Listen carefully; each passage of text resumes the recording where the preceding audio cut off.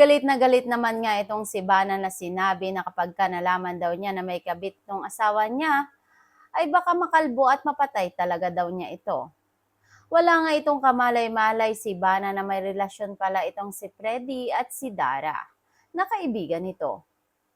Pinuntahan nga ni Freddy itong si Dara at sabi ni Dara kay Freddy na tigilan na nga daw nila ito. Hinalikan naman ito ni Freddy itong si Dara. Habang si Jenny ay nag-guesting nga ito kay Tito Boy Abunda at sabi nito, nagpirma na nga daw ito ng kontrata sa Ingrande Music. Habang sa hotel si Dara at Freddy, sabi ni Freddy kay Dara na siya na daw ang bahala.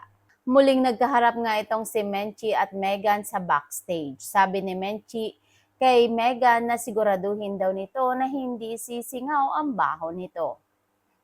Nadatna naman ito ni Jenny na nag-aaway nga itong si Megan at ang nanay nito.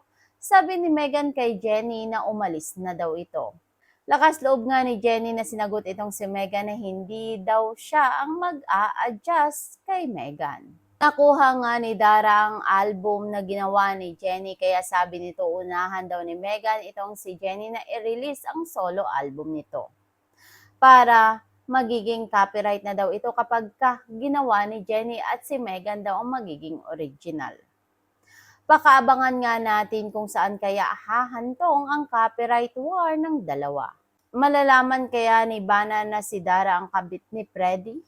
Yan ang ating pakaabangan sa mga susunod pang episode ng Born to Shine.